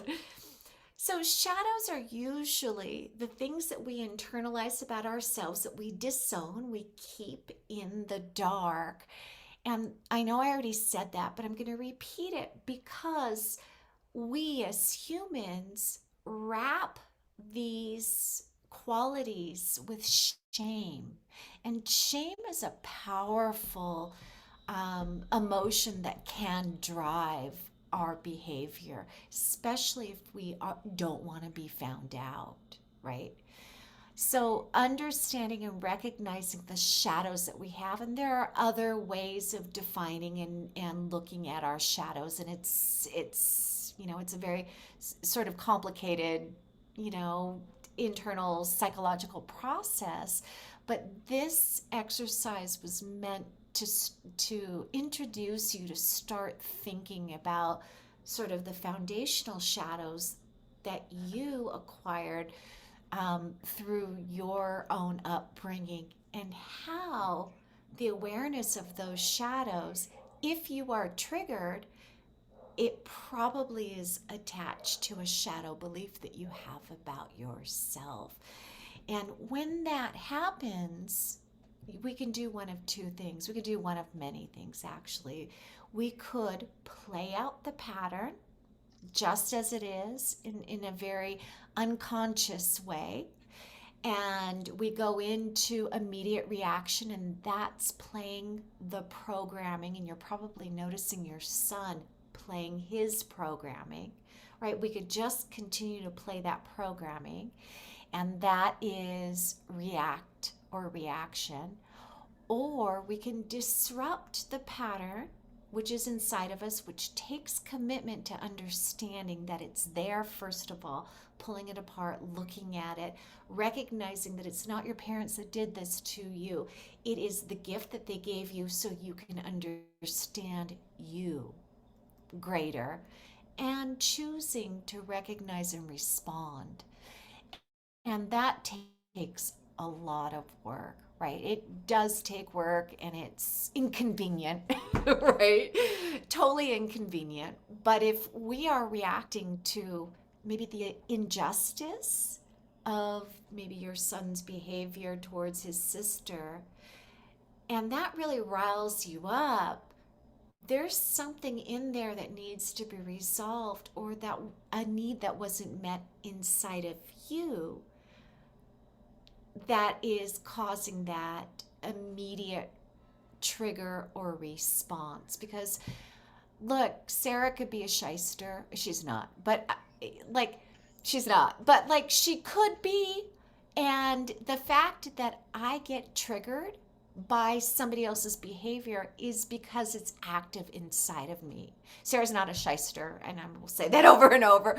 But if I see somebody doing that kind of behavior and I get indignant and I suddenly get really, judgy and shitty towards that person because I know that they're being shystery or whatever, right? That's about me. That's about my judgment of self, right? Because I have this part inside of me that could activate and become that. So the mirror of what triggers us helps us to know what's unresolved inside of us. And that should probably help you as you are parenting, especially as they move into adolescence. And I think it's designed this way. Adolescence can touch on those points that are not healed inside of us. So it's about the revealing and taking responsibility for changing our own patterns, which is what this whole course has really been about. Using tools to recognize that we can we can change our own response, and we don't have to act in the manner in which we're responding to their behavior, right? So I'm going to just sort of stop it there and see if there's, go ahead. Well, I just wanted to add, right, that sometimes it can get really tricky because the way a shadow presents in us can be the opposite of the way we expect. And so then you have to work harder to work out what the hell that means. For example, I'll just use your example of control. Like, so you've got your dad was very controlling, and I'm going to put words in your mouth for the purposes of this, right? And then you can tell me if that's right or wrong. Doesn't matter. You maybe decided when you had children, which is quite similar to my story, by the way, coincidentally, that you weren't going to be controlling. Maybe that's what you decided. I'm not going to be like my dad, because that's pretty common. We go, I'm not going to be like my dad. I'm going to be the opposite. I'm going to be the opposite of my dad. And I'm going to be like super chill. I'm not going to be controlling. This thing in you that you got from your dad is still there. And it's like, but I want to be controlling. No, I'm not going to be controlling because I'm not going to be like my dad. And then sometimes it's like you can't let it out. So you end up doing the complete opposite. And I'm not saying that's a bad thing or not. Like business. Right. Which is why I did my business the way I did. It was the shadow aspect. Yes. But the other element of that sometimes can be that there are parts of that shadow that aren't necessarily bad once we shine a light on them. For example, you might have a perception that like Lainey had a perception that she didn't want to appear as like a shyster or a crook or dishonorable. So she was the complete opposite. And what can happen then is that you end up trying to please everybody because you're so determined to not be the thing that you didn't want to be, that you end up doing the complete opposite to the point that you can't let that shadow out, because then people will see that and then they're going to think you're a terrible person. Right. So like, it's not always that overcoming this is just doing the complete opposite. Sometimes you've actually got to go a step further and go, oh, that person doing this thing that you know we now know is our shadow is really triggering me. I kind of want to do a little bit of what they're doing, actually, now that I'm honest. And my shadow, one of my shadows, was laziness. That was when I did this exercise, that was my dad. And I was determined to be the opposite of that. So I just went insanely busy because I could not stand the idea of not being productive, because what I perceived to be my dad's laziness, which actually wasn't. He was actually just really good at like just doing stuff that he wanted to do and not doing anything he didn't want to do. My interpretation was that he was lazy. So I repressed that for a really, really, really long time.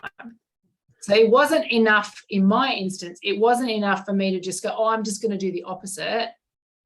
I then had to acknowledge it was there and acknowledge that the reason I was triggered by laziness was I was actually jealous of people who had really good boundaries around busyness, because mine were terrible. I couldn't sit down, like, and this is just something I'm still working through it. I still want to just be like boom, boom, boom, boom, boom. And I have to go, no, I can sit down. I'm allowed to sit down. I'm allowed to watch TV. Like if I want to watch Netflix, I'm allowed to watch it. And I don't feel guilty now, but I did used to. So your shadow, I guess what I was trying to say was that your shadow it can be more complicated than just going, oh, I'm just going to do the opposite of that thing. Does that make sense? Totally. And if the opposite of that thing, comes out inside of you and you haven't healed or listened to what needs weren't being met when you accumulated and, sort of took on this shadow, it's just another shadow projection.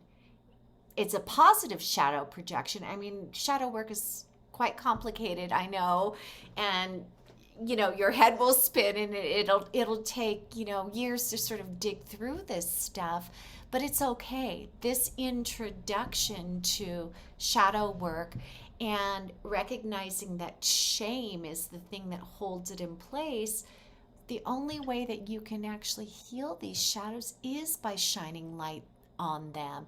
And so by recognizing that you may have a shadow that's highly activated in you that gets triggered when your son or daughter or Julie does X, Y, or Z, that's about you stepping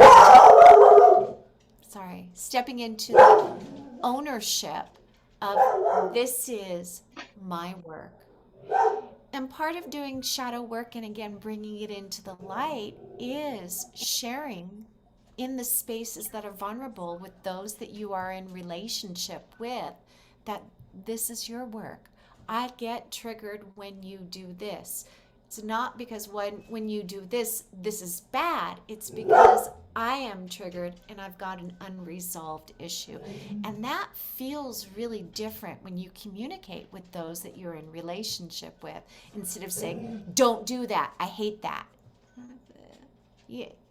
So it's Right. just another tool to help you take greater responsibility for the you that you bring into the relationship with your children, the relationship with Julie, the relationship with the outer world. I mean, even recognizing that in business, when somebody does this, if you're triggered, that's because you have another story attached to it that may be playing in the background.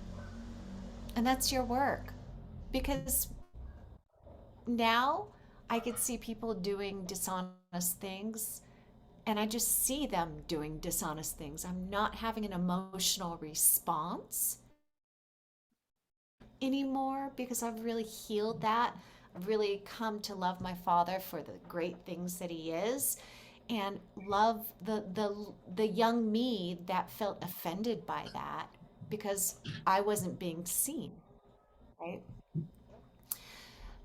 So, the healing takes time and patience and pulling apart all of the stories that we have.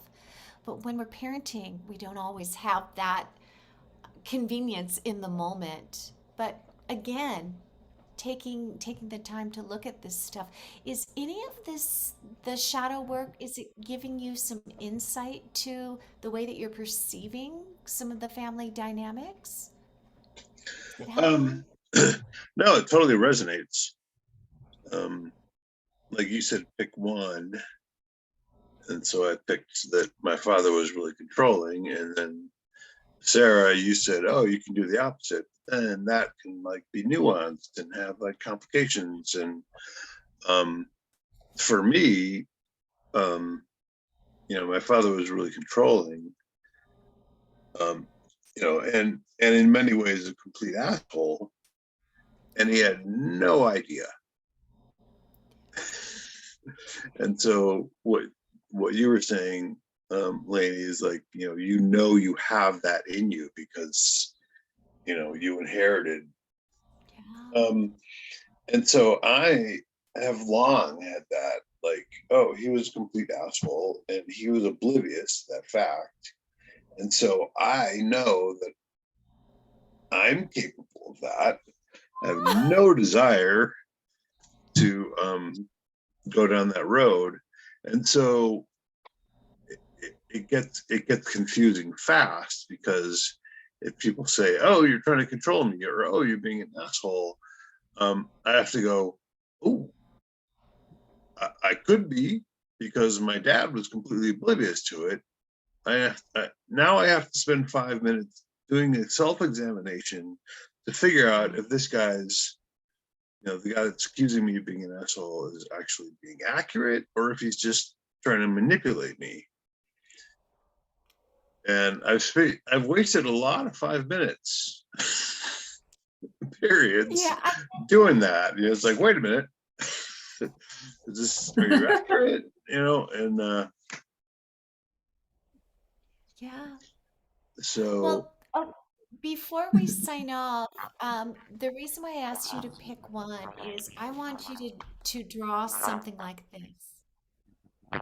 okay, It's just a spectrum, and I want you on one side of the spectrum to put controlling and figure out what for you is the opposite. Because it may not be not controlling, it may be submissive, it may be quiet, it may be withdrawn. Whatever the thing is for you is the exact opposite, and put it on the other side. And I want you to gauge all the different degrees of behavior from one side to the other. That's why there's all these check mark or sort of dashes. yeah, So controlling here, and then whatever you decide is the opposite for you.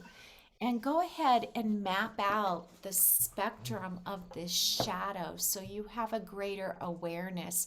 And after you've done this, you won't be spending the 5 minutes, in that situation again, because you will have done the work. You will recognize, nope, this isn't about me. Or, yes, this is my shadow perception of this triggered to show me that I'm still sort of not resolved there. And again, this takes the charge out of someone saying you're being controlling, you're being an asshole, because you then like whatever, and am I okay? Like there's no like indignancy. There's no like, oh my God, I can't believe they said that. Like, and then trying to, justify why you're really not an asshole or whatever. You can just be like, okay, walk away.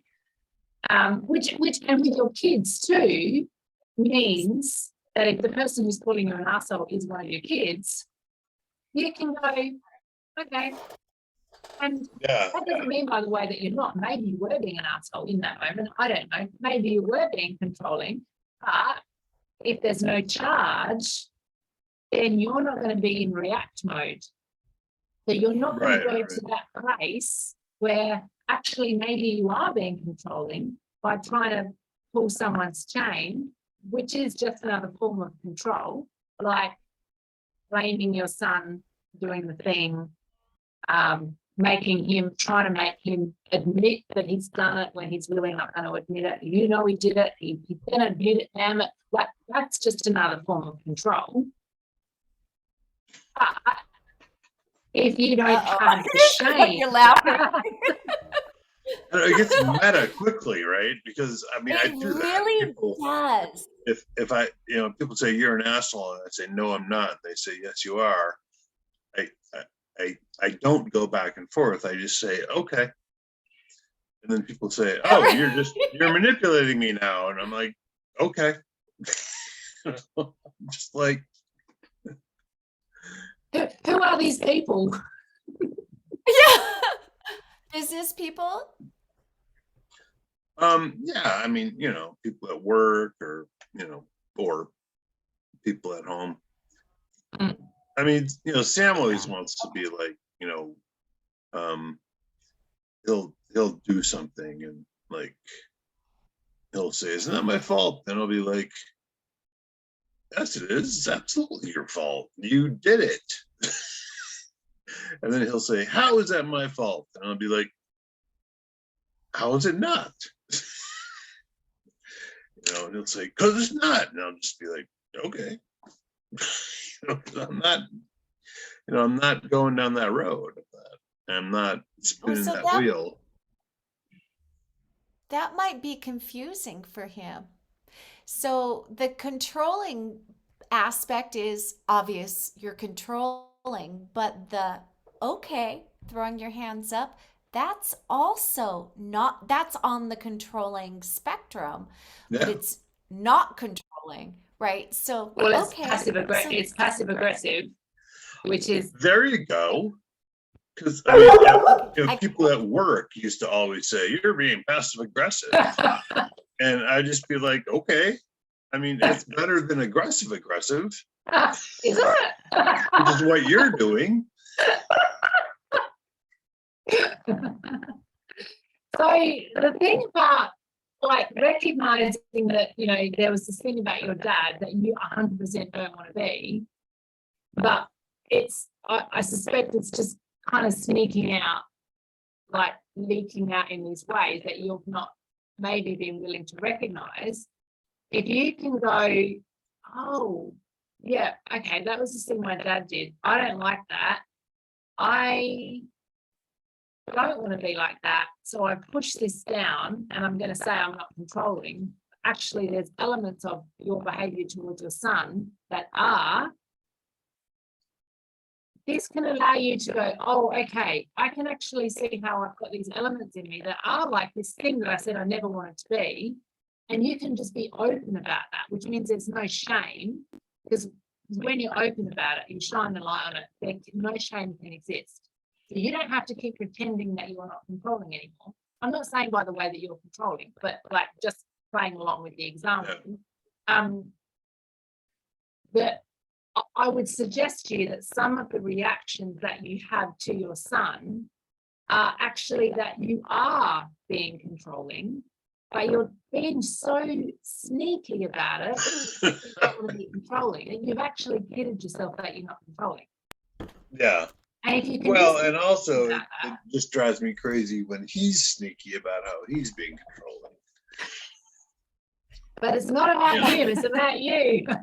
Yeah. No, but I just He's probably got the same shadow.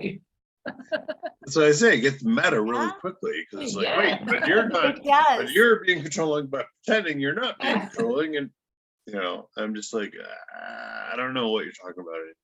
I mean, imagine though, if you could have this kind of conversation with him, where you can actually laugh. Yeah.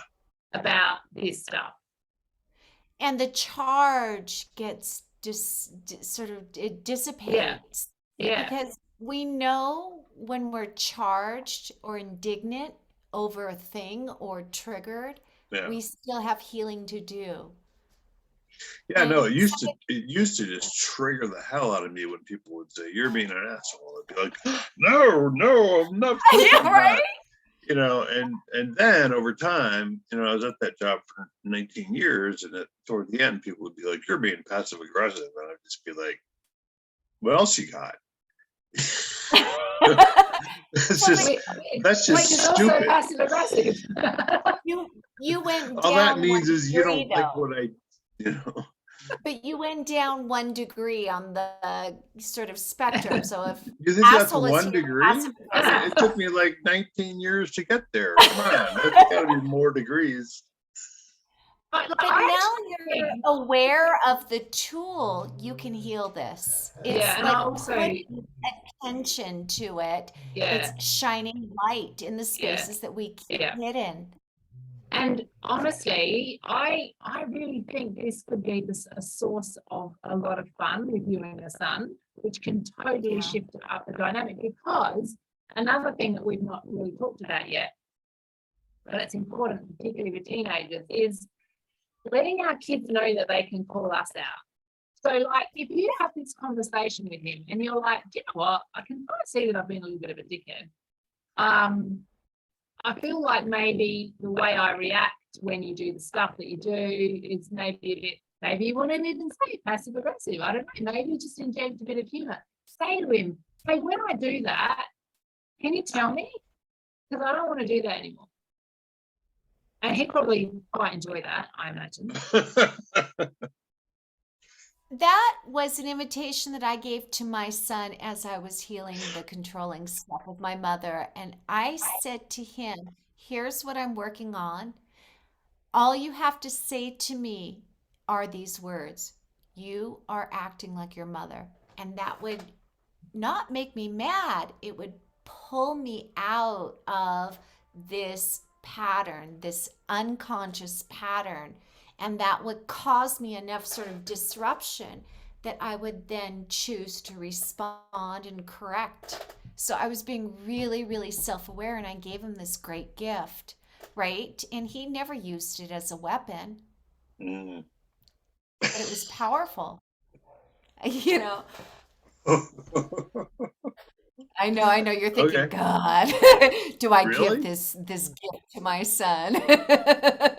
It with that kind of vulnerability and trust, I guarantee they honor that. And Big more you know, connection. also I think he wants a bit of power because he feels powerless. Essentially, people who like wield power, they don't feel like they've got it. So this could be like I just think it could be a really fun Fun. exercise in trust, because he'll probably take the piss a little bit, I imagine. Like, you know, I imagine he'll get a bit like wacky with it, probably constantly calling you out. But like, Yeah. I imagine that's where your head's already gone. Like, oh my God. Oh my Yeah. God. But like that is showing him enormous trust in him, that you would actually invite him to do that. And like being vulnerable in front of our kids in that way is quite a big deal. Very much. It's And powerful. we did have, yeah, I mean, I have done some of that. I haven't done that particular thing, but on the way back from the airport, when Julie and the kids got back, they were all hungry and hangry.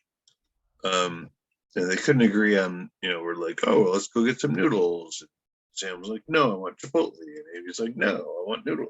And then we had a half an hour of that. And I felt like throwing up. And so then later I was talking to Sam and I was like, you know, I'm an idiot, because in situations like that, we used to toss a coin. Whatever happened to that strategy? And he said, yeah, I was kind of amazed that you didn't do that. And I was like, well, you know, truth is I just forgot. Yeah. And so Yeah. I said, can you know, next time we're having one of those useless conversations, it's just poisoning the atmosphere, can you remind me? Yeah. Yeah. Because when you're Nice. triggered, you can't think of sensible solutions because I you're too know. up in your head. I mean, I remember when we first started tossing the coin, you know, they couldn't agree on whether we should toss a coin or play rock, paper, scissors. And so then we would do pick a number to decide if we were going to toss a coin or do rock, paper, Oh my scissors. gosh. And that was like, oh, Yeah. Yeah. But this stuff that you're describing, that is what siblings do. Like, Yeah. that's what siblings do. And we haven't quite got to the bottom of why that triggers you so much. But I'm hoping that the stuff that I put in when you were doing the exercise before, I just went into our Discord chat and I just put a couple of things up there because I feel like there's some more stuff going on with the sibling stuff that's really triggering you. We haven't quite got to the bottom of yet. all right, well, I'll take a look and Yeah.